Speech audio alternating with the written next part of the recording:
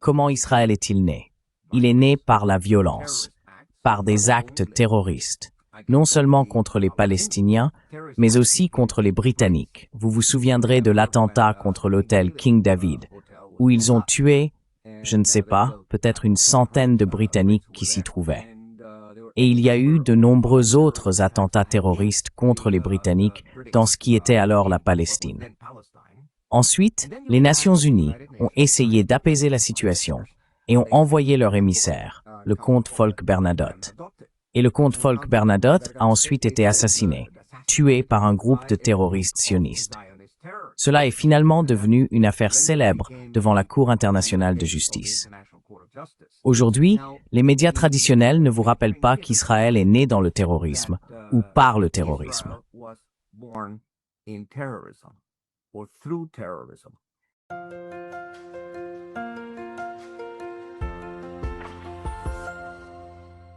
Hello everybody. This is Pascal from Neutrality Studies. Bonjour à tous, ici Pascal des études sur la neutralité.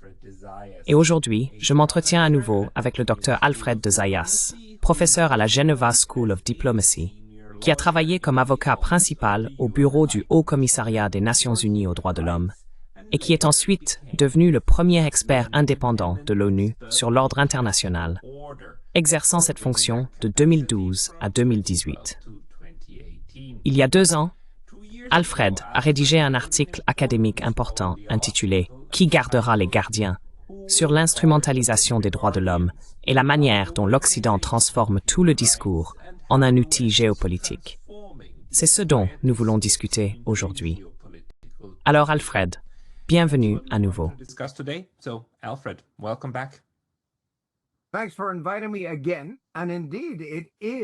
Merci de m'avoir invité à nouveau. Et en effet, c'est le problème crucial. Nous assistons à une rébellion contre le droit international, la morale internationale, les relations internationales. Les États-Unis et l'Europe ont tout fait pour détruire ce que nous avions construit depuis 1945. Je veux dire, ils se rebellent contre la Charte des Nations Unies. Mais pour y parvenir, il faut des complices. Et qui sont les complices? Les grands médias, les relations publiques, la propagande incessante, le New York Times, le Washington Post, CNN, même la BBC. C'est une honte, car je me souviens qu'il y a 50 ans, 40 ans, la BBC était au moins un point de repère, comme on dirait, quelque chose sur lequel on pouvait compter pour son objectivité.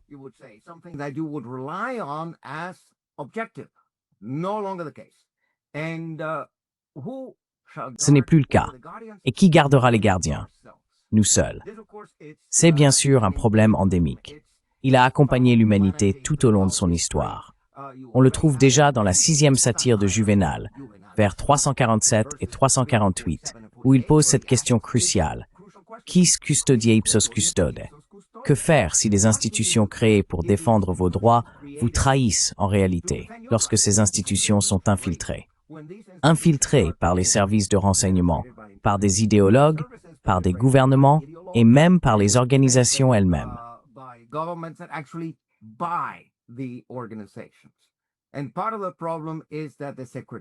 Et une partie du problème, c'est que les secrétariats des Nations Unies, ici à Genève, le bureau du Haut-Commissaire aux droits de l'homme, le secrétariat de l'Organisation mondiale de la santé, l'OIT, sont composés à 80% d'idéologues. Et 80% ont été placés là pour remplir une mission géopolitique. Lorsque je suis entré aux Nations Unies en 1980, c'était un tout autre contexte. J'ai été personnellement reçu en entretien par le grand Theo van Boven, le professeur Theo van Boven des Pays-Bas, qui était alors directeur du Bureau des droits de l'homme. Je suis devenu le principal rédacteur du Comité des droits de l'homme, et j'ai gravi les échelons jusqu'à devenir chef des requêtes, ainsi que greffier et secrétaire du Comité des droits de l'homme, selon les cas. C'était un autre secrétariat, et nous étions peu nombreux. Mais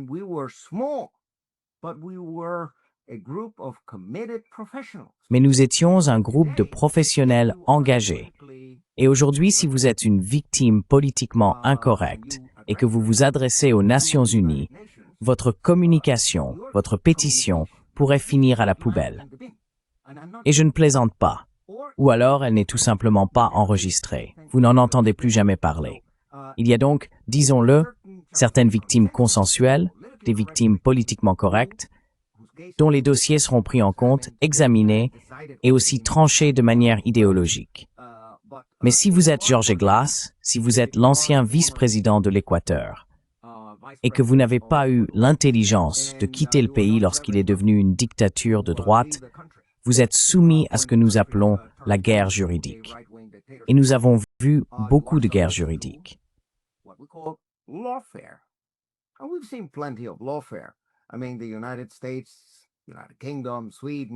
Je veux dire, les États-Unis, le Royaume-Uni et la Suède ont tous pratiqué la guerre juridique dans l'affaire Julian Assange, ce qui a ruiné sa vie pendant 12 ans, etc., avec la complicité de tant d'institutions.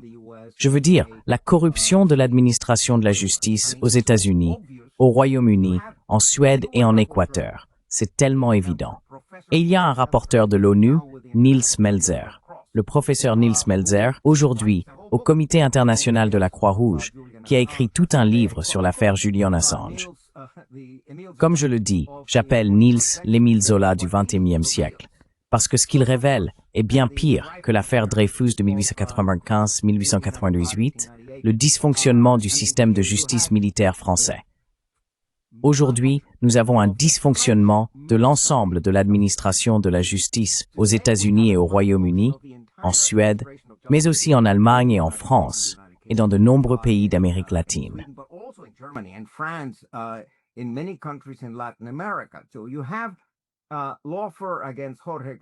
Donc, vous avez une guerre judiciaire contre Jorge Glass.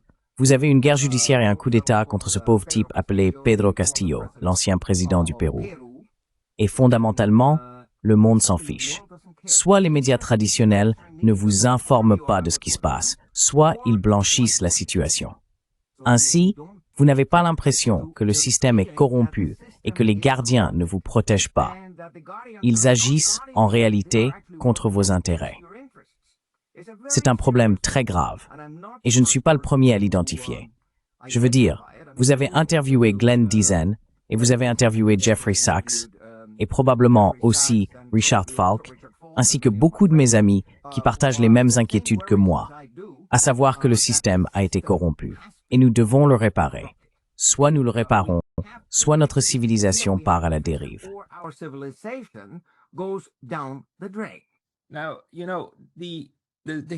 Vous savez, l'histoire du droit international depuis 1945, le plus grand changement qui s'est produit, a été l'idée que non seulement les États sont soumis au droit international, mais aussi les individus.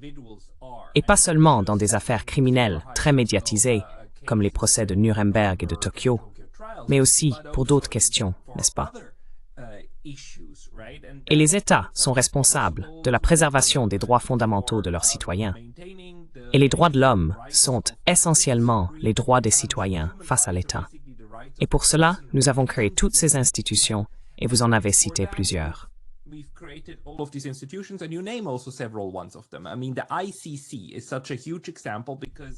Je veux dire, la CPI est un exemple tellement frappant parce qu'à sa création en 2002, il y avait tout cet espoir qu'elle ferait vraiment avancer les droits humains et qu'on pourrait enfin s'attaquer à toutes ces illégalités commises par des personnes haut placées. Et il s'avère que, ah non, attendez une seconde, elle ne sera appliquée que lorsque les dirigeants occidentaux voudront effectivement poursuivre certains dirigeants de pays africains ou asiatiques, n'est-ce pas? Peux-tu expliquer un peu ce qui n'a pas fonctionné avec la CPI et quels sont les mécanismes institutionnels qui ne marchent pas?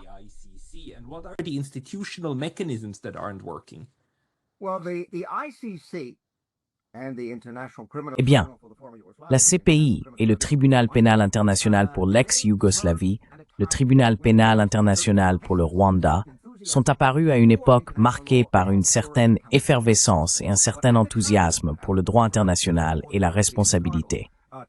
À l'époque, j'étais professeur à l'Université de Paul à Chicago, avec Sherif Bassiouni, feu Sherif Bassiouni, et nous travaillions très dur pour faire adopter le statut du Tribunal pénal international pour l'ex-Yougoslavie, puis pour œuvrer à la création de cette Cour pénale internationale qui se voulait neutre. Elle était censée être là pour juger chaque responsable, chaque chef d'État, chaque dirigeant militaire ayant violé le statut de Rome.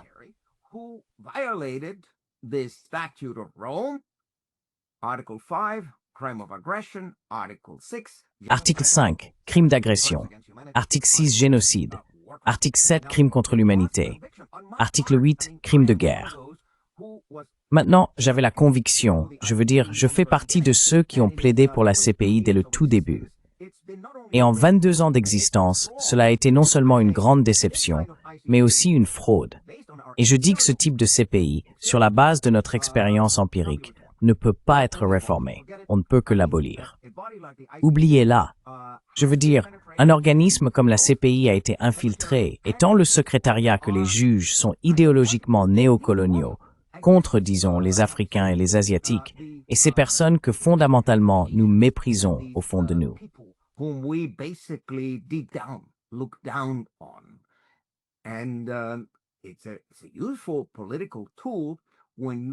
C'est un outil politique utile lorsque vous pouvez soutenir vos ambitions géopolitiques en diffamant, en diabolisant et en qualifiant de criminels de guerre ceux que vous souhaitez écarter. Et bien sûr, cela a échoué de nombreuses fois, car il y a eu l'affaire menée par la France contre Bemba et l'affaire menée par la France contre Gbagbo de Côte d'Ivoire. Et dans les deux cas, ils ont finalement dû les acquitter. Mais ces personnes ont été écartées de la scène. Pendant 10, 12 ans, ils ont été cuits à la haie et bien sûr n'ont pas pu participer à la vie politique de leur pays respectif. Et donc, ce qui en ressort, comme je l'ai dit, c'est une fraude, c'est une farce.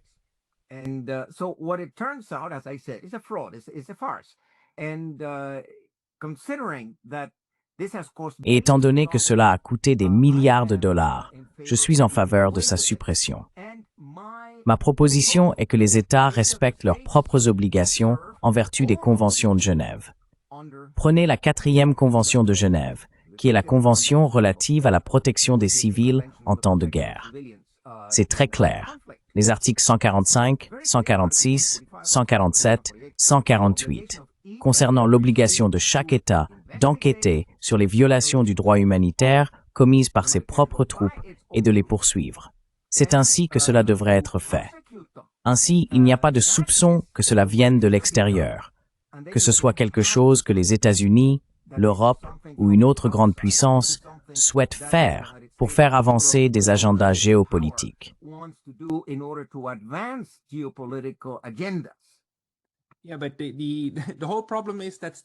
Oui, mais tout le problème, c'est que les États ne le font pas, n'est-ce pas? Israël fait partie de la Convention sur le génocide. Et c'est révoltant de voir à quel point ce pays viole cette convention, non seulement par ses actions sur le terrain, mais aussi par les discours de ses responsables politiques, par les objectifs de son armée. Appelez cela une opération militaire, d'accord, comme ce qu'elle fait. C'est grotesque. C'est aberrant. Et bien sûr, il y a aussi les conventions de Genève. Elles sont censées être des phares. Et en réalité, ces États en font partie, même ceux qui les ont ratifiés.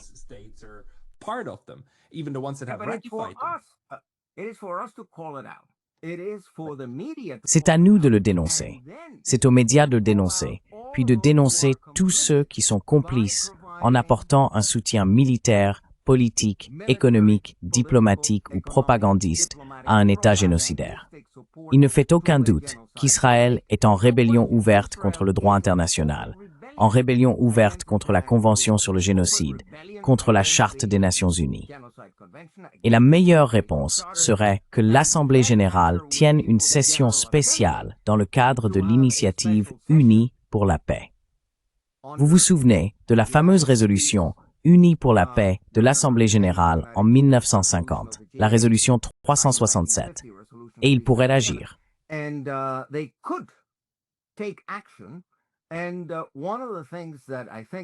Et l'une des choses que, selon moi, la communauté internationale devrait faire, c'est d'imposer immédiatement un embargo total sur les armes à destination d'Israël, puis de rompre les relations commerciales.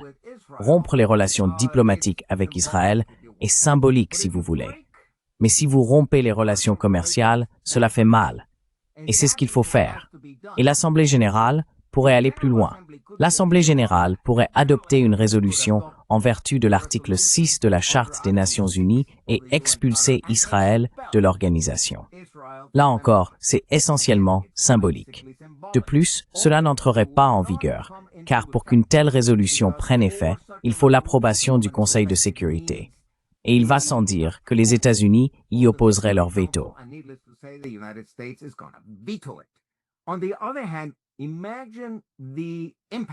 D'un autre côté, imaginez l'impact d'une telle résolution lorsque, disons, 150 pays déclarent qu'Israël est en rébellion contre la Charte des Nations unies, qu'il a violé tous les buts et principes de la Charte de l'ONU et qu'il n'a donc pas sa place dans ce club et qu'on l'en exclut.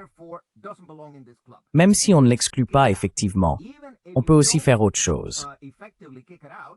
En 1975, les diplomates de l'Afrique du Sud de l'apartheid se sont retrouvés neutralisés, c'est-à-dire que l'Assemblée générale a refusé leurs accréditations. Leur accréditation auprès des Nations unies a donc été retirée.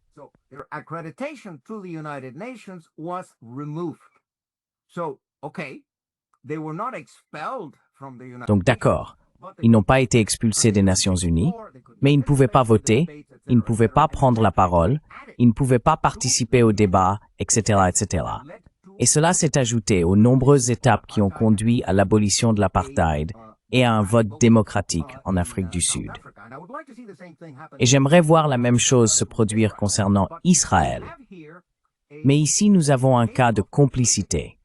Complicité d'Ursula von der Leyen, complicité de Kaja Kallas, complicité d'Emmanuel Macron, Keir Starmer, Friedrich Merz et de son prédécesseur Olaf Scholz, etc., etc. Ils sont tous coupables de complicité de génocide. Article 3, paragraphe E, la Convention sur le génocide.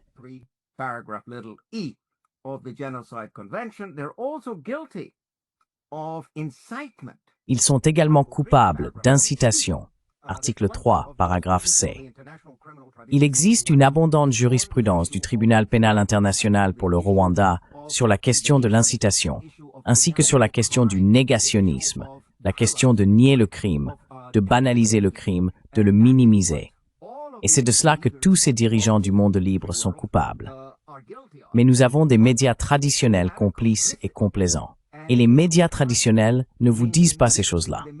Je veux dire, lorsque Francesca Albanese, la rapporteuse spéciale des Nations unies sur les territoires palestiniens occupés, a lancé il y a une semaine un appel à poursuivre Ursula von der Leyen, Kaja Kallas et les autres dirigeants pour complicité de génocide.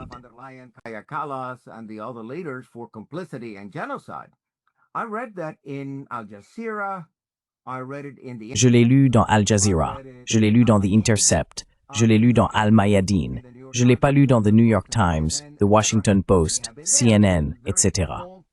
Cela y figurait peut-être, mais alors de façon très discrète, sans aucune importance accordée. Et puis, vous savez, le lendemain, d'autres actualités prenaient le dessus. Donc, cela a peut-être été publié une fois, mais il n'y a aucune conséquence. Ce sont des faits sans conséquence. Et comme vous le savez, il y a un an, et vous m'aviez interviewé à ce sujet il y a un an, mon organisation, l'Institut Genevois de recherche pour la paix internationale, avec quelques collègues en France, a présenté à Karim Khan une communication, une plainte. Le procureur en chef y est de la CPI, oui.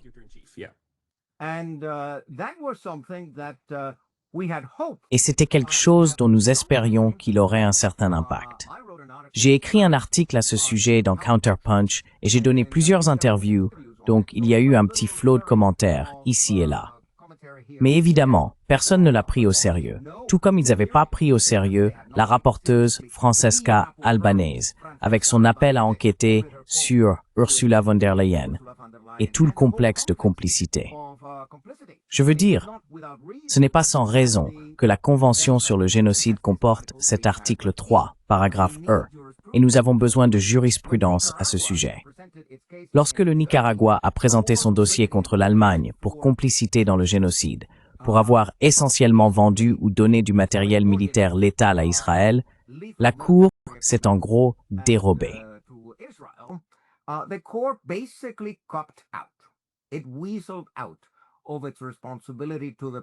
Elle s'est dérobée à sa responsabilité envers les Palestiniens, envers le monde et envers nous, parce qu'ils ont dit « Non, nous n'avons pas à émettre de mesures provisoires de protection ».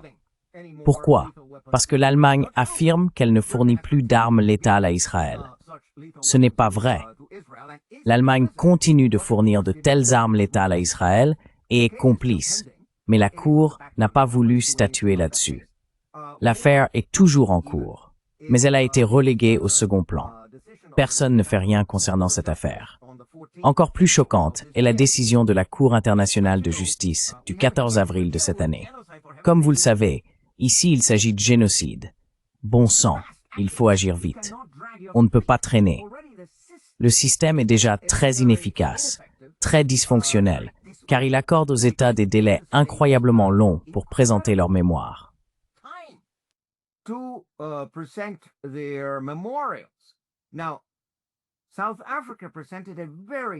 L'Afrique du Sud a présenté un dossier très solide et a fourni de plus en plus de preuves, et son dernier mémoire, que j'ai lu, comportait plus de 4000 pages d'annexes.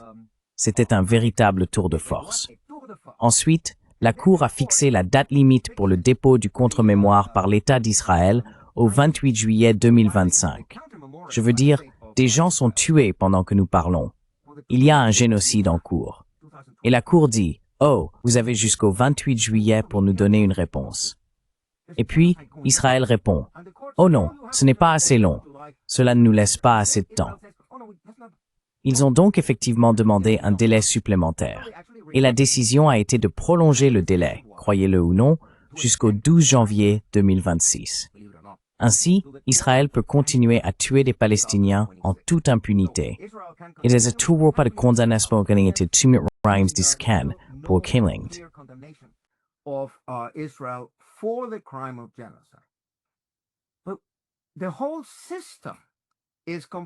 Mais tout le système est complice de cela, car Antonio Guterres, le secrétaire général, et Volker Türk, le haut-commissaire aux droits de l'homme, n'ont jamais osé qualifier le génocide de génocide.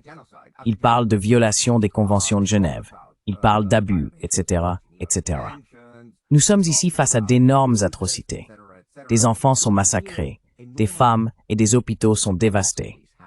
Les écoles de l'UNRWA sont fermées. Il y a d'ailleurs une autre affaire en cours. L'avis consultatif qui a été demandé concernant les obligations d'Israël vis-à-vis des Nations Unies.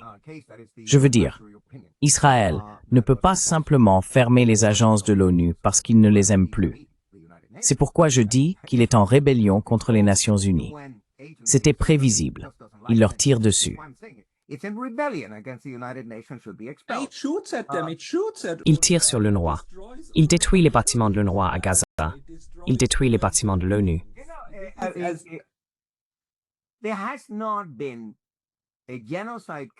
Il n'y a jamais eu de cas de génocide aussi évident, aussi médiatisé que celui-ci. Nous le voyons à la télévision le soir, et pourtant l'organisation traîne des pieds. Et personne n'invoque cette doctrine de la responsabilité de protéger, qui bien sûr est une idée de Gareth Evans, une idée de l'Occident. Nous avons inventé ce concept pour contourner l'interdiction du recours à la force, afin que des États puissent unilatéralement aller attaquer un autre État sous prétexte que ce dernier viole les droits de ses citoyens. Alors, nous intervenons et au nom de leurs citoyens, nous dévastons le pays et le bombardons sans relâche, etc. Donc s'il n'y a jamais eu une justification pour la RDP, Israël en est l'exemple parfait. Israel is the prime example. Israel is committing genocide. Israël commet un génocide contre des personnes vivant sous sa juridiction. C'est une affaire claire et nette. Je n'entends pas Keir Starmer, ni Friedrich Merz, ni Emmanuel Macron, et certainement pas Donald Trump, demander des mesures de RDP contre Israël. Ils continuent à leur vendre des armes. Ils continuent à leur apporter un soutien politique et économique. Et c'est tellement écœurant. Tout ce que je peux dire, c'est que les États-Unis et l'Union européenne sont moralement en faillite. Je ne dis pas que le peuple des États-Unis ou les habitants de Grande-Bretagne, de France et d'Allemagne sont moralement en faillite. Mais nos soi-disant élites, qui ne sont pas des élites, ce sont un groupe de personnes désespérées qui sont au fond des impérialistes. Et ils sont désespérés parce qu'ils craignent de perdre le contrôle, de perdre le pouvoir. Ils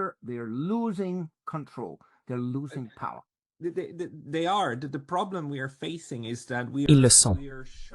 Le problème auquel nous sommes confrontés, c'est qu'un exemple réel, l'un des plus horribles qu'on puisse imaginer, nous montre que le génocide reste bel et bien une possibilité et une réalité. Si vous avez, disons, une quarantaine ou une cinquantaine d'États qui le soutiennent, qui le défendent sciemment et volontairement, et qui non seulement le défendent, mais aussi diffament des personnes comme vous et Francesco Albanese, en les traitant d'antisémites, ils renversent la situation et affirment qu'Israël est la victime, et que chaque personne morte, qu'elle soit israélienne ou palestinienne, est la responsabilité du Hamas, car rien de tout cela ne serait arrivé si le Hamas n'avait jamais existé.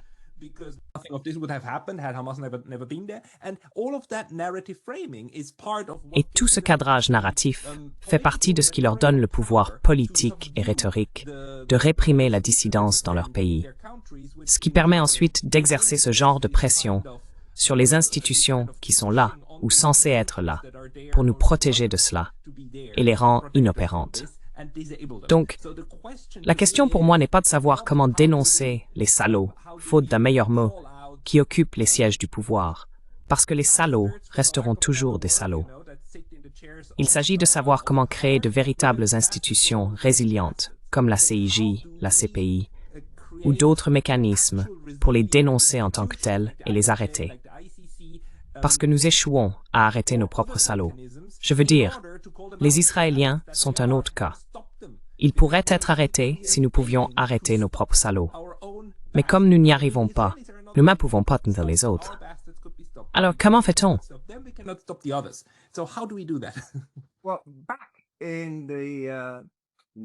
Eh bien, dans les années 1960 et 1970, lorsque j'étais étudiant à la faculté de droit de Harvard, je descendais dans la rue pour manifester contre la guerre du Vietnam. Et nous étions des milliers et des milliers. Et parfois, la police venait et nous frappait. C'est vrai. Et une poignée de personnes ont été arrêtées. Je n'ai jamais eu à subir d'arrestation ou quoi que ce soit. Quoi qu'il en soit, il y avait un mouvement national contre la guerre du Vietnam. Et Seymour Hersh, vous vous souvenez de lui, avec son célèbre livre sur My Lai, Cat, a ouvert les yeux de beaucoup de gens. Et puis il y a eu, bien sûr, les fameux Pentagon Papers et Daniel Ellsberg. Ce sont des lanceurs d'alerte qui, à l'époque, étaient considérés comme des héros. These were whistleblowers who at the time were seen as heroes. That has changed. Cela a changé. Les élites ou les faiseurs de pouvoir, les milliardaires, ont réussi à contrôler la presse à un tel point que si vous étiez contre la guerre d'Irak de 2003 et que vous étiez journaliste, vous risquiez de perdre votre emploi. Et cela est arrivé à plusieurs, y compris à des journalistes très en vue qui ont perdu leur poste parce qu'ils critiquaient George W. Bush et la guerre en Irak. En ce qui concerne la guerre en Ukraine, rappelons-nous qu'il y a seulement 2 ans, Tucker Carlson a été, du jour au lendemain, licencié de Fox News. Il était le présentateur le plus populaire. Et bien sûr, il est maintenant toujours présent sur Internet et compte des millions et des millions de fidèles. Mais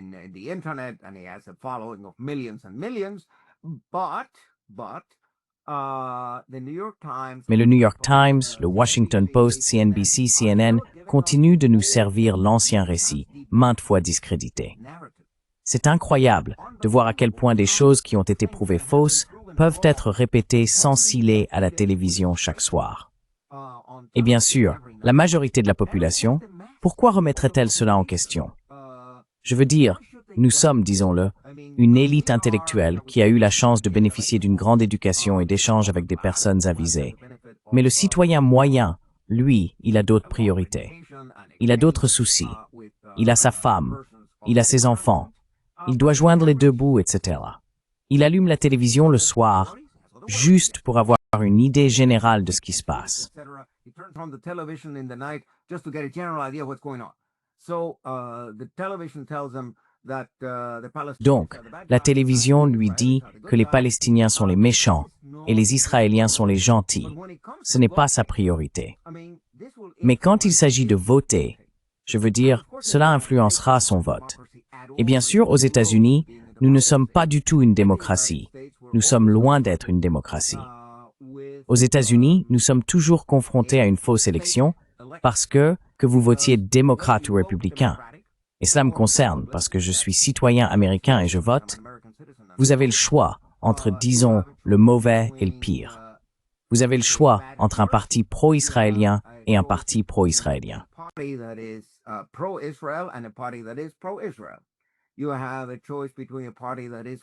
Vous avez le choix entre un parti qui soutient le complexe militaro-industriel et veut des budgets militaires de 1000 milliards de dollars, et un parti qui veut des budgets militaires de 1000 milliards de dollars.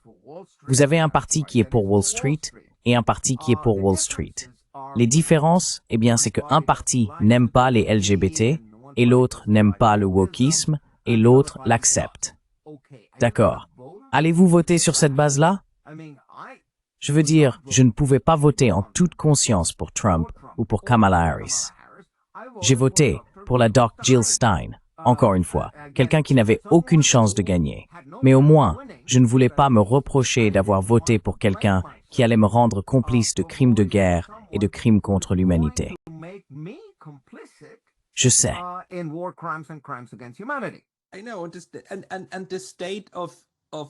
Et l'état de la démocratie dans le monde, pas seulement aux États-Unis, est en réalité assez lamentable, et cela empire. Et pour appuyer ton propos, le parti qui défend les droits LGBTQIA est celui qui dit « Oh, la meilleure façon de le faire, c'est de les inclure dans l'armée, non? Pour que l'armée soit un tueur à chance égale. » C'est absolument écœurant à un niveau difficile à saisir, si on ne le regarde pas d'en haut ou si on n'y réfléchit pas avec du recul. Mais ce que tu as dit n'est aussi qu'à moitié vrai, ça. C'est pas seulement une question d'éducation.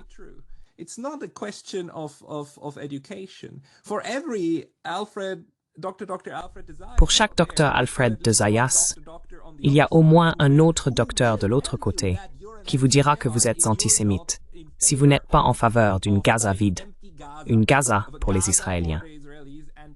Et ce qui me rend fou, c'est que les personnes qui soutiennent qu'Israël a le droit d'entrer à Gaza et de se défendre, et qu'Israël a le droit d'entrer en Syrie et d'occuper ce territoire, même après que la Syrie ait été prise par un régime favorable à l'Occident, que tout le monde encense, et que les États-Unis ont le droit d'occuper un tiers de la Syrie, ces mêmes personnes crient à l'injustice quand il s'agit de la Russie.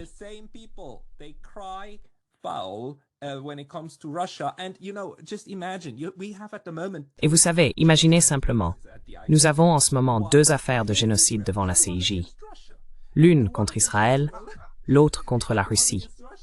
Et celle contre Israël et celle contre la Russie, elles sont soutenues par des groupes d'États opposés, n'est-ce pas? Et tous les pays occidentaux sont tous partis à l'affaire de génocide contre la Russie. Et on peut effectivement accuser la Russie d'avoir violé la paix. C'est possible. Mais soutenir que la Russie commet un génocide impliquerait que la Russie cherche massivement à tuer des civils en grand nombre et sur des territoires entiers. C'est une accusation difficile. Crime contre la paix? Oui. Crime de guerre et crime contre l'humanité? Peut-être. Peut-être. Aucun problème avec l'article 8 qui concerne les crimes de guerre. Mais le problème avec l'affaire de la CPI contre Vladimir Poutine, c'est un total manque de compétences. Non, mais l'affaire de la fête devant la CIJ. Ils n'ont aucun argument valable, et cela n'aurait jamais dû être ouvert. Cela n'aurait jamais dû l'être. C'est l'une des raisons pour lesquelles la CPI n'a absolument aucune crédibilité, parce qu'il s'agit d'une affaire qui, dès le départ, n'a aucune raison d'être. Vous voyez, l'article 17 établit le principe de complémentarité. Les Russes ont démontré qu'ils disposent d'un système de justice militaire. Ouais, qu'ils enquêtent sur les violations des règles de droit et qu'ils punissent les soldats qui dépassent les limites. Donc, ils ont bien un système de justice militaire qui fonctionne. Et ils l'ont dit à la CPI. Au-delà de cela, Bien sûr, il faut se rappeler que la Russie n'est pas partie au statut de Rome et que ce qu'ils ont essayé de monter contre la Russie est quelque chose de très simple à réfuter.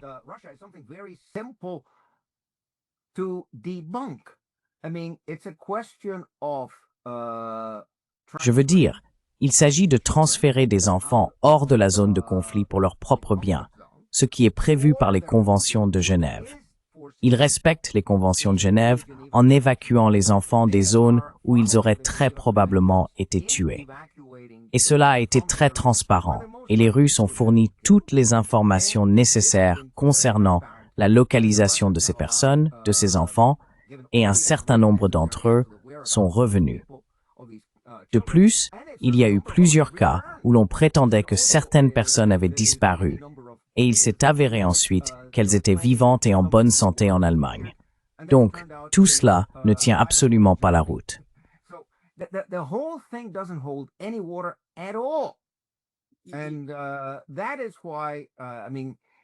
Et c'est pourquoi ils n'ont pas inculpé Poutine pour les massacres massifs de civils. Non, non, non. Il n'a été inculpé que pour le soi-disant enlèvement d'enfants, ce qui bien sûr, selon moi, en tant que professeur de droit international, constitue un cas classique d'évacuation selon les conventions de Genève. Mais encore une fois, ce n'est pas ce que l'on entend lorsqu'on lit le New York Times ou le Washington Post. Et il crée une perception selon laquelle, bien sûr, la Russie est coupable de génocide, tout comme il crée une perception selon laquelle le génocide qui se produit en Israël n'est en réalité pas un génocide. Ce ne sont, disons, que les conséquences d'une guerre provoquée par le Hamas. Collateral damage. Et je dis que cela n'a pas été provoqué par le Hamas. Et certainement, en droit international, si vous regardez les résolutions 2625, 3314, etc. de l'Assemblée générale, un mouvement de libération nationale a le droit de se défendre contre l'occupant. Et en droit international, qui a le droit à la légitime défense? Les victimes de l'occupation. Elles ont le droit de résister à l'occupation. Et c'est ce que nous avons vu à Gaza. Donc, Gaza a été soumise à un blocus totalement illégal qui a tué de nombreuses personnes depuis 2007. Et finalement, ils se sont révoltés. Maintenant, si vous vous souvenez de 1943, le ghetto de Varsovie, il y avait 400 000 Juifs entassés dans le ghetto de Varsovie, et ils se sont levés et ont combattu les nazis.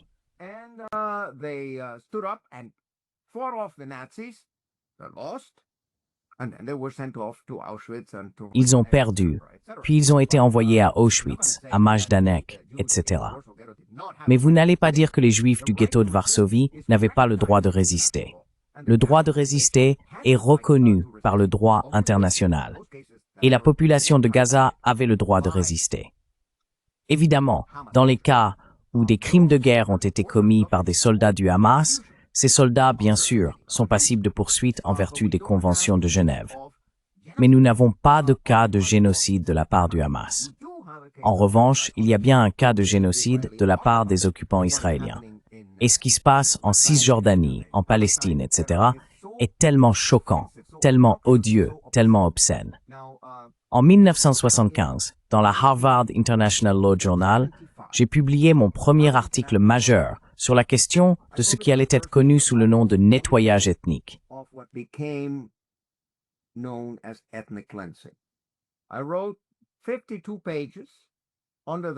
J'ai rédigé 52 pages sous le titre « Droit international et transfif de population ».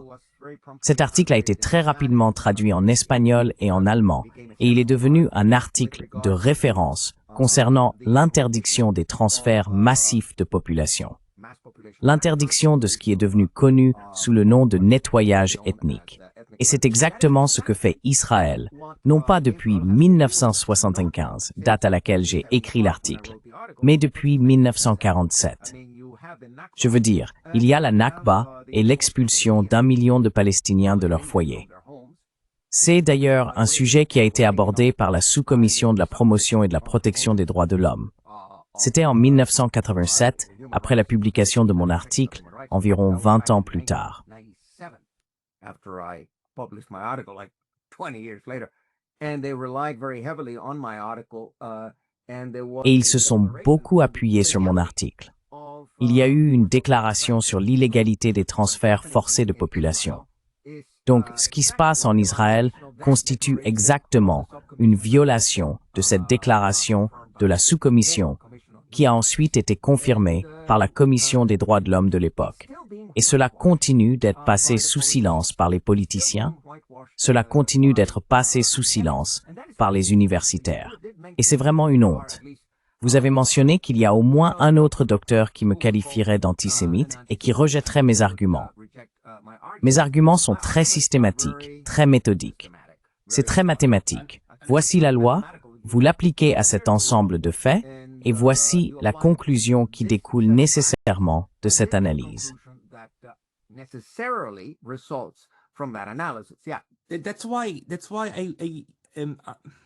C'est pourquoi l'un des mystères que je veux résoudre, c'est de comprendre comment il est possible que des personnes intellectuelles, qui sont par toute définition nos collègues, et tu sais, tu as bien plus de compétences académiques que moi, mais dans le monde académique, une fois que tu as ton doctorat, tu es un collègue. Et nous avons tellement de collègues qui ont cette même éducation ou une éducation similaire, et ils ne voient pas cela. Ils ne parviennent pas à faire ce lien logique. Donc les Israéliens, il y a eu ce genre de, discours regrettable, je dirais, que l'Institut international pour la paix à Vienne a organisé récemment, il y a environ 2 semaines, une interview avec un ancien ambassadeur israélien.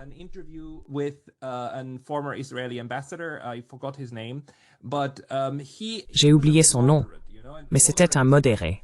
Vous savez, un Israélien modéré qui ne veut qu'un État ethno-nationaliste, mais pas nécessairement l'extermination des Palestiniens. Et il soutient, à ce sujet, que ce n'est pas juste. Ce n'est pas juste parce que lorsqu'il s'agit de réfugiés et de nettoyage ethnique, vous savez, les Allemands ont été expulsés d'Europe de l'Est après la Seconde Guerre mondiale.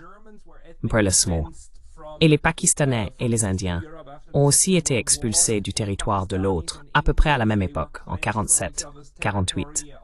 On n'appelle plus ces personnes des réfugiés aujourd'hui. Ils trouvent injuste que dans le cas d'Israël, les antisionistes, les anti-Israël, les antisémites, insistent pour que ces personnes soient encore qualifiées de réfugiés, alors qu'en réalité, ils sont simplement partis et n'ont pas de droit au retour.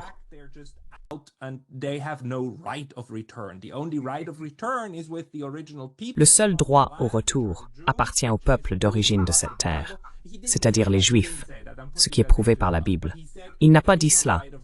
C'est moi qui lui prête ces paroles. Mais il a dit qu'il n'y a pas de droit au retour. Il faut en finir avec cette idée. C'est une notion étrange. Et il y a une sorte de, comment ont-ils appelé cela, une mania des réfugiés, qui est entretenue par l'UNRWA et d'autres. Et on entend souvent cet argument. Et ces personnes, lorsque vous leur présentez vos arguments, trouveront immédiatement une astuce psychologique pour se réfugier dans cette argumentation. Alors, que dit le droit international sur l'applicabilité égale? Si nous n'appliquons pas la loi aux Allemands d'Europe de l'Est, ni aux Pakistanais d'Inde, pourquoi devrions-nous l'appliquer aux Palestiniens?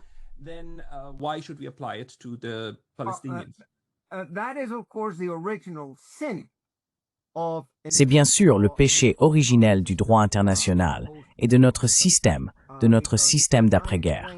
Car comme je l'ai expliqué dans mon article dans la Harvard International Law Journal, les Allemands, les nazis, ont expulsé les Polonais vivant dans le Warthegau.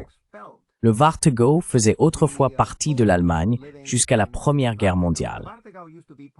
Après la Première Guerre mondiale, lors du traité de Versailles, il a été détaché et donné à la Pologne.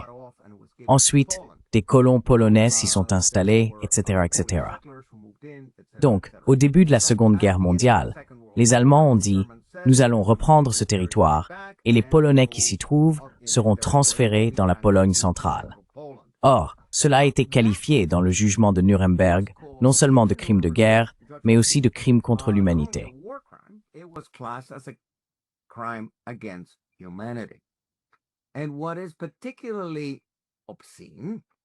Et ce qui est particulièrement obscène, c'est qu'au même moment où le tribunal de Nuremberg condamnait les Allemands pour avoir expulsé 800 000 Polonais du Warthegau, sous la responsabilité des Alliés, les Américains, les Britanniques, les Soviétiques, les Polonais et les Tchèques. 15 millions d'Allemands étaient expulsés de Prusse orientale, de Poméranie, de Silésie et du Brandebourg oriental. Combien? 5 millions?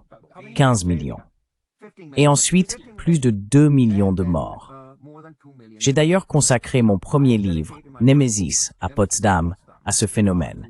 J'ai publié un autre livre intitulé Les Allemands expulsés, victimes en temps de guerre et en temps de paix.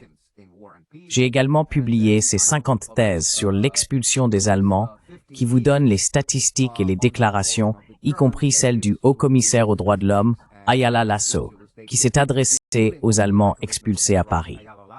Who spoke to the German expellees in 1995 and confirmed their right to return. 1995 et ont confirmé leur droit au retour et a confirmé leur droit, ce que l'on appelle le droit à la patrie. J'ai également écrit un livre intitulé Heimatrecht ist Menschenrecht, donc le droit à la patrie est un droit humain. Plus récemment, j'ai publié une version allemande actualisée de mon livre sur l'expulsion des Allemands. Il s'intitule 80 Thesen zur Vertreibung, un livre que j'ai écrit dans l'espoir qu'il serait utilisé dans les cours de droit international, de relations internationales et de droits de l'homme, ce qui bien sûr n'est actuellement pas à l'ordre du jour du gouvernement allemand, ni d'ailleurs du gouvernement américain, certainement pas officiellement. Mais il y a un certain nombre de professeurs qui l'utilisent, et je pense qu'il y a là une certaine contribution. And I think there's a certain contribution to it. But you mentioned the right to return. That right. Mais vous avez mentionné le droit au retour. Ce droit est solidement garanti par les conventions de Genève de 1949 et par les protocoles additionnels de 1967. Il figure, bien entendu, dans le document que j'ai déjà mentionné, la déclaration sur l'illégalité des transferts massifs de population de la Commission des droits de l'homme. Encore une fois, les transferts massifs de population sont considérés, en vertu de l'article 7 du statut de Rome, comme constituant un crime contre l'humanité. Il ne sera pas facile d'effacer le droit au retour. D'un autre côté, comme nous l'avons vu en droit international, et vous l'avez constaté, il existe des violations du droit international en toute impunité. Mais une violation de la loi ne crée pas une nouvelle loi. A violation of the law does not create new law. You have a situation of Vous avez une situation d'illégalité et vous avez une absence de responsabilité. Il n'existe aucun mécanisme permettant d'imposer une sanction significative à ceux qui ont commis ce crime. Ainsi, l'expulsion des 15 millions d'Allemands de 1945 à 1949, cette expulsion était évidemment un crime contre l'humanité. Il n'y a aucun doute là-dessus. Et plusieurs professeurs de droit international l'ont qualifié de génocide. Si vous regardez les déclarations faites à l'époque par Tito, par le maréchal Tito, par Edvard Beneš de Tchécoslovaquie, par les autorités polonaises, il était tout à fait clair qu'elles étaient accompagnées d'une intention génocidaire de détruire en tout ou en partie un groupe ethnique.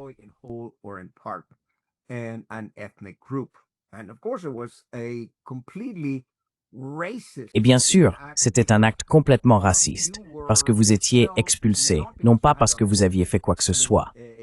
Je veux dire, même si vous étiez anti-nazi, même si vous aviez été emprisonné par les nazis, lorsque les Polonais sont venus prendre votre propriété, prendre vos terres, le seul critère était « Êtes-vous allemand? Parlez-vous allemand? Dehors ». Donc il ne s'agissait pas du tout d'un effort pour dire individuellement « Vous avez commis des infractions et donc c'est la bonne punition ». Pas du tout. Je veux dire, c'était strictement racial et vous seriez expulsé même si les Juifs allemands ont été expulsés.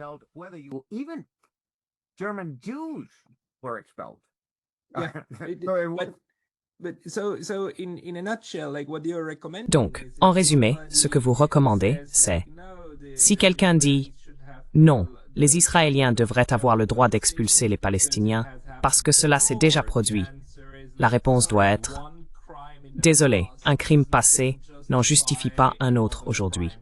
Et le génocide contre les Juifs pendant la Seconde Guerre mondiale ne justifie pas le génocide contre les Palestiniens par les Israéliens sionistes. C'est bien cela qu'il faut répondre, n'est-ce pas? That must be the answer, right? And that's obviously what people who logic think. Et c'est évidemment ce que pensent les personnes qui utilisent la logique. C'est tellement évident que je veux dire soutenir le contraire, d'une certaine manière. C'est une insulte à votre intelligence. C'est une insulte à la mienne. Mais ces gens-là n'ont, disons-le, aucune morale. Ces personnes ne sont pas éthiques. Ils sont tellement convaincus idéologiquement que le sionisme doit réussir à étendre Israël jusqu'à des frontières absolument injustes, injustifiables. Et vous réalisez que le sionisme, dès son origine, était une politique raciale, religieuse et exclusive, ce qui est contraire à toute la philosophie des droits de l'homme à laquelle nous sommes attachés, de la Déclaration universelle des droits de l'homme au pacte relatif aux droits de l'homme, etc. Le sionisme était déjà un anachronisme lorsqu'il a été conçu à la fin du XIXe siècle.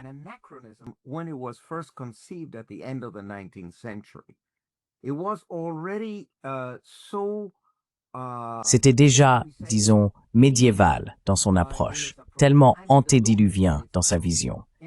Et ce qui nous rend tous complices, c'est qu'il y a eu la déclaration Balfour en Grande-Bretagne, et que les Britanniques ont poussé à la mise en œuvre de ce programme insensé et raciste, qui a ensuite été appliqué contre la volonté de la population locale en Palestine. Il était tout à fait évident que cela allait créer beaucoup de problèmes dans la région. On pourrait espérer que les juristes internationaux auraient déjà condamné cela à l'époque. Et les Nations Unies, au début, puisque les Nations Unies sont responsables de la création de l'État d'Israël, on pourrait espérer que les Nations Unies auraient insisté pour qu'Israël respecte ses frontières et permette le droit au retour.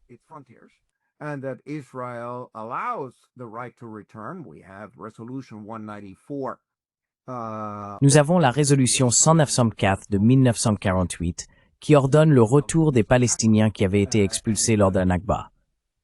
Et les gens ne réalisent pas qu'Israël, son histoire, sa préhistoire, est marquée par le terrorisme. Comment Israël est-il né? Il est né par le terrorisme, par la violence, par des actes terroristes non seulement contre les Palestiniens, mais aussi contre les Britanniques. Vous vous souviendrez de l'attentat contre l'hôtel King David, où ils ont tué, je ne sais pas, peut-être une centaine de Britanniques qui s'y trouvaient. Et il y a eu de nombreux autres attentats terroristes contre les Britanniques dans ce qui était alors la Palestine. Ensuite, les Nations Unies essayent d'apaiser la situation et envoient leur émissaire, le comte Folke Bernadotte. Et le comte Folke Bernadotte est alors assassiné, tué par un groupe de terroristes sionistes.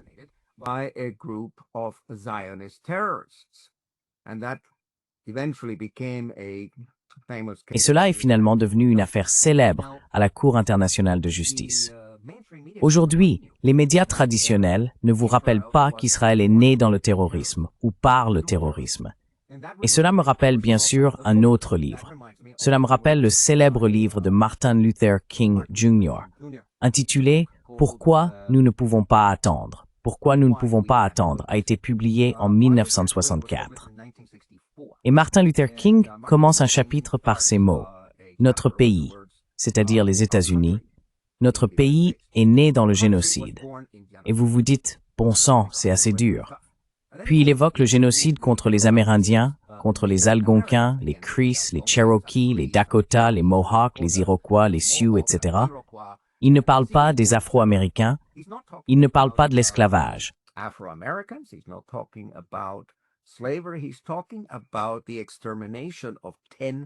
Il parle de l'extermination de 10 millions de personnes, des Amérindiens autochtones qui avaient habité tout le continent, de l'Atlantique au Pacifique.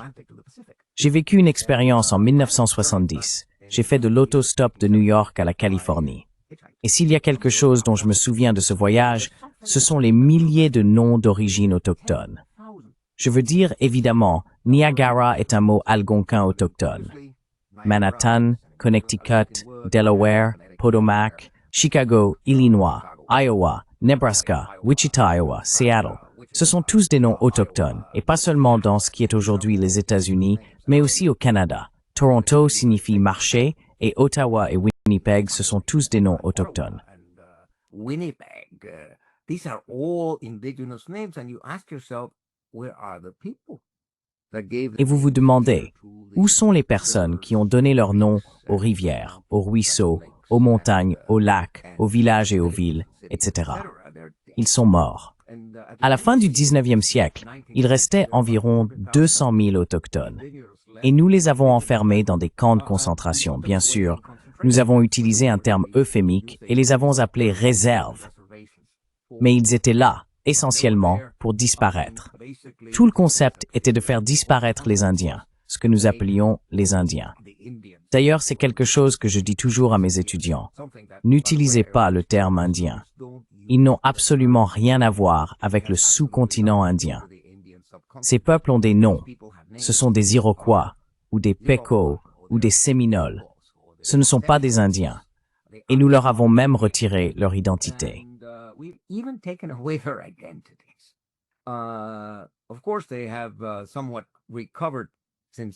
Bien sûr, ils se sont en quelque sorte remis depuis lors. Mais il y a aujourd'hui environ 2 ou 3 millions de personnes autochtones en Amérique. Mais cela reste, je veux dire, l'une des grandes tragédies de l'histoire, car on ne peut pas reconstruire leur culture, on ne peut pas reconstruire leurs traditions, etc. Je veux dire, nous avons tué leurs bisons, nous avons brûlé leurs récoltes, nous avons incendié leurs villages, et nous avons massacré femmes et enfants. Mais ensuite, dans la légende, dans le mythe de l'Ouest américain, et c'est là que j'ai grandi, à Chicago, je veux dire, nous étions par définition les gentils. Évidemment, les cow-boys étaient les gentils, et évidemment, les Indiens étaient les méchants. Et vous savez qu'un mythe a la vie dure. Si vous avez grandi avec tous ces mythes, il faut beaucoup de temps pour réaliser que vous avez été manipulé. It takes a long time to realize that you've been manipulated. Which really then begs the question, how do Ce qui soulève vraiment la question suivante. Comment pouvons-nous attendre des personnes qui ont fait cela, que ce soit celles en Europe ou les Européens partis à l'étranger? Comment pouvons-nous attendre de ces gens qu'ils empêchent d'autres personnes qu'ils considèrent comme étant eux-mêmes? Et vous savez, ce n'est pas un hasard si toutes ces personnes sont blanches et portent des noms européens, comme les sionistes en Israël. Ce n'est pas un hasard, pas du tout. Mais savez-vous ce qu'est pour moi la dernière étape d'un génocide? La dernière, l'étape finale. L'étape finale, ce sont les signatures d'emails qui disent « Je reconnais par la présente que ceci est une terre autochtone » et blablabla. Parce que 150, 200 ans plus tard, c'est là que vous vous lavez les mains, parce qu'il n'y a plus de culpabilité. Et évidemment, aucune culpabilité de la part des personnes qui n'ont jamais participé à cela, n'est-ce pas? Mais c'est pour cela que le génocide peut être un crime intergénérationnel. Et je n'ai aucune idée de la façon d'aborder cela. And I have no idea how to approach that. Well, again, we have these so-called apologies. Eh bien, encore une fois, nous avons ces soi-disant excuses. La première excuse importante a été présentée par Kevin Rudd d'Australie, qui a adressé des excuses aux aborigènes d'Australie. Et l'Australie a en fait fait un effort assez intéressant pour réhabiliter les aborigènes. Bien sûr, ils en ont tué 89%, et le dernier aborigène de Tasmanie est mort en 1888, et ils ne sont pas morts de maladie. Quoi qu'il en soit, certains milieux en Australie ont reconnu l'ampleur du crime, et il y a même des tribunaux australiens qui rendent les terres aux peuples autochtones, si bien que des régions entières de l'Australie sont aujourd'hui administrées par les aborigènes. Tout le Kakadu, où je suis allé, toute la région d'Uluru, où je suis également allé, et ils ont rendu leur nom d'origine.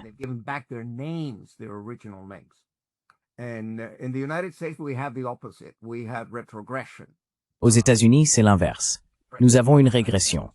Le président Trump a décidé qu'il ne fallait plus appeler Denali la montagne en Alaska, qui est le plus haut sommet du territoire revendiqué par les États-Unis. Désormais, elle s'appelle le mont McKinley. Ainsi, on retire l'identité autochtone de cette montagne sacrée pour les peuples indigènes d'Alaska. Mais ensuite, on assiste à ce que nous aimerions appeler, puisque nous parlons de montagne, l'hypocrisie himalayenne du président Bill Clinton. En 1993, il a présenté des excuses au peuple hawaïen, car en 1893, exactement 100 ans auparavant, les États-Unis, ou plutôt les intérêts américains, les hommes d'affaires et les militaires américains, ont renversé le gouvernement légitime qui était un royaume d'Hawaï. Of Hawaii. It was a recognized government, a recognized state. C'était un gouvernement reconnu, un État reconnu, avec des relations avec 43 autres pays. C'était un pays qui était membre fondateur de l'Union postale universelle, par exemple. Et nous sommes arrivés en disant, vous savez, nous le voulons pour nous, tout simplement. Il y a donc une reconnaissance de la violation du droit international, de l'injustice commise contre le peuple hawaïen. Mais ensuite, il y a ce fameux dernier paragraphe de la résolution. Il dit que cette résolution ne constitue pas une admission de culpabilité et ne peut servir de base à aucune réclamation juridique contre les États-Unis. Autrement dit, nous l'avons volé en toute légalité. Nous l'avons volé et nous le gardons. We stole it and we're keeping it. Did you watch my video with As-tu regardé ma vidéo avec David Tsai, qui avance l'argument juridique selon lequel, en réalité, les États-Unis n'ont jamais légalement incorporé Hawaï, l'ayant fait en violation de leurs propres lois et du droit international? Non, je n'ai pas vu ça. En fait, Hawaï est sous occupation depuis 130 ans et cet état d'occupation se poursuit encore aujourd'hui. Il essaie de défendre cette thèse et a réussi à convaincre l'un des tribunaux d'admettre le royaume d'Hawaï comme plaignant. J'ai oublié de quel tribunal il s'agissait.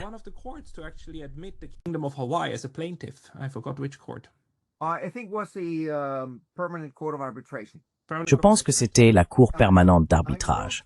La Cour permanente d'arbitrage, c'est bien ça.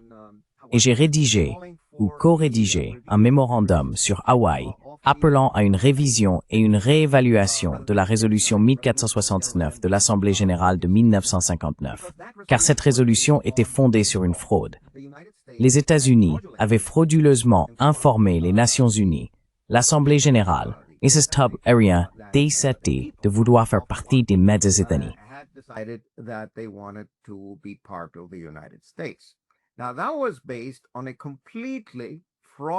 Cela reposait sur un référendum totalement frauduleux, dans lequel la seule question posée était « Voulez-vous devenir un État des États-Unis » Ils ont permis aux militaires américains présents à Hawaï de voter, ainsi qu'à tous les colons américains. Ils ont intimidé les Hawaïens pour qu'ils ne votent pas. Et la même chose s'est produite en Alaska d'ailleurs. Je veux dire, en Alaska, ils donnaient $10 aux soldats américains. Allez passer une bonne soirée en ville, mais votez pour. Imaginez que l'armée d'occupation vote pour justifier l'incorporation de ce territoire aux États-Unis. On a donc ici une véritable fraude ouverte contre les Nations unies. Je pense à cette résolution 1469, je vais vous l'envoyer.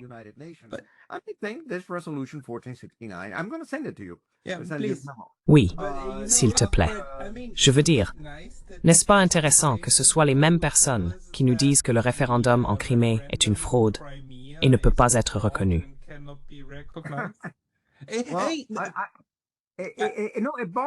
Non, c'est inimaginable. C'est pourquoi j'ai parlé d'une hypocrisie himalayenne de la part de nos dirigeants. Parce que je dois dire que j'ai été en Crimée. J'étais le représentant du secrétaire général pour les élections en Ukraine en 1995. Il s'agissait des élections législatives en mars et des élections présidentielles en juin. Et évidemment, je suis allé à Simferopol. Et évidemment, je suis allé présenter mes lettres de créance au président de l'époque de la République autonome de Crimée. Et j'ai traversé le pays en long et en large. Et évidemment, ces gens étaient russes.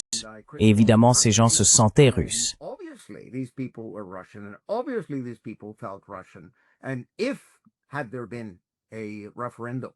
Et s'il y avait eu un référendum en 1991, je n'ai absolument aucun doute qu'ils auraient voté en faveur du maintien dans l'Union soviétique, du maintien avec la Russie, et non de faire partie de l'Ukraine, car 75% de la population est russe, peut-être 11% ukrainienne. essentiellement des colons. Et il y avait, bien sûr, la population d'origine, les pauvres Tatars. Je veux dire, Staline, qui était un criminel de grande envergure. Staline avait déporté la population tatare autochtone en Ouzbékistan. Mais cela, c'est quelque chose que l'Union soviétique a fait. Ce n'est pas quelque chose que le Tsar avait fait, ou que Catherine la Grande avait fait.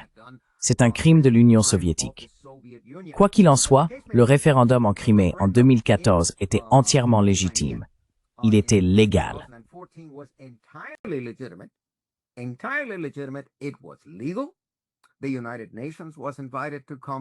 Les Nations Unies ont été invitées à venir surveiller, l'OSCE a été invité, l'UM a été invité, et ils ont refusé de venir parce qu'ils ne voulaient pas accorder la moindre légitimité, ce qui signifie que c'est une violation complète de la Charte des Nations Unies elle-même. Parce que la Charte des Nations Unies prévoit le droit à l'autodétermination, article 1, article 55, tout le chapitre 11, tout le chapitre 12 concerne l'autodétermination. C'est donc l'un des fondements du système des Nations Unies, et les Nations Unies ont refusé de venir surveiller. Je peux donc dire, d'après mon expérience personnelle en Crimée, que ces personnes étaient majoritairement russes et étaient massivement favorables à la séparation d'avec l'Ukraine. Et puis, quand ils parlent d'annexion, ce n'était pas une annexion.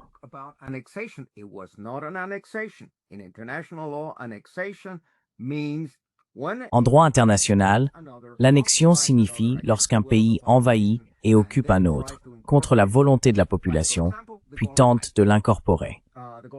Un exemple classique est celui du plateau du Golan. Le plateau du Golan a été illégalement annexé par Israël.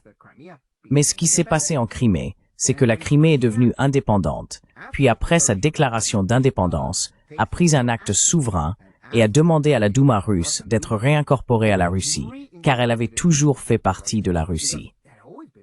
C'est seulement Khrouchtchev qui a eu l'idée de transférer administrativement la Crimée à l'oblast ukrainien, la retirant de l'oblast russe. Le seul problème, c'est qu'à l'époque des années 50 et 60, tout faisait partie de l'Union soviétique.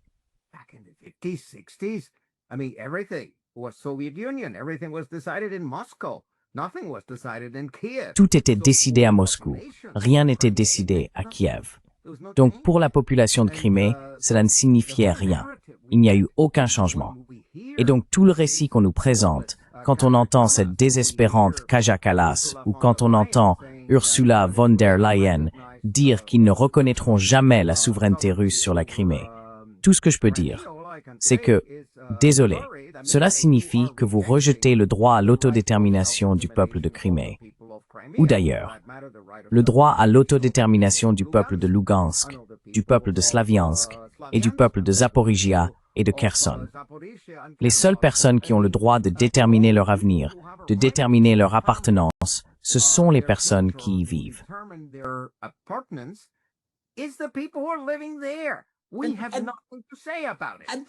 Nous n'avons rien à dire à ce sujet, et c'est le principe qu'ils défendent lorsqu'il s'agit des Albanais du Kosovo. Mais c'est un principe qu'ils ne défendent pas lorsqu'il s'agit des Serbes vivant au Kosovo. Le choix sélectif de l'Occident est la chose la plus grotesque qui soit. Et cela va de pair avec la guerre juridique. Cela va de pair avec l'abus de la rhétorique et des concepts. Et nous manquons de temps, mon ami. Je sais. Encore une fois, ça doit être souligné et dénoncé. Je ne renonce pas à l'optimisme. Il y a des gens décents autour de nous. John Mearsheimer en est un. Francis Boyle, qui est décédé en janvier de cette année, un homme remarquable. Je le connaissais.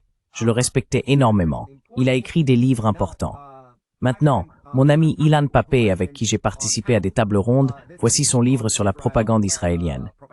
Et il a un autre livre ici, coécrit avec Noam Chomsky, Gaza en crise. D'ailleurs, pour vous montrer, il est signé par Noam et par Ilan.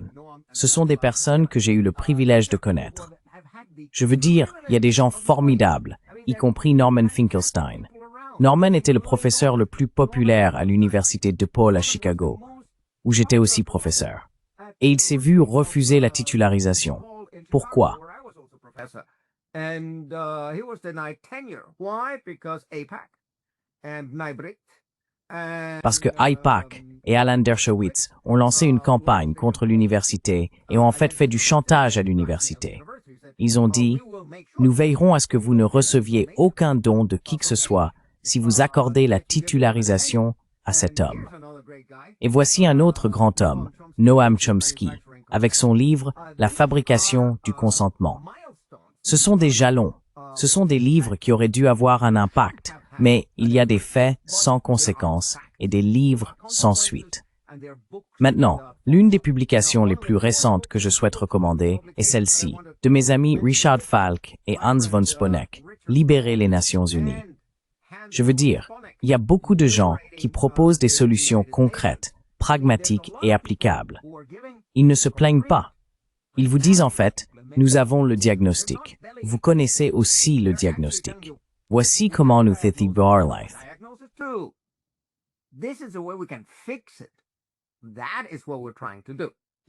C'est ce que nous essayons de faire, oui. Et c'est ce dont nous continuerons à parler jusqu'à ce que ce soit résolu. Et s'il faut encore 300 ou 400 ans, cette voiture est réparable. Alfred, je te recevrai à nouveau sur cette chaîne. Ce fut un grand tour de force. Dernier livre, Construire un ordre mondial juste, du Dr Alfred de Zayas. Tout le monde, procurez-vous un exemplaire et contactez-moi si vous souhaitez entrer en contact avec Alfred. Dr Alfred de Zayas, merci beaucoup pour votre temps aujourd'hui. Merci beaucoup. Ce fut un plaisir. Thank you very much for your time today. Thank you very much. Pleasure.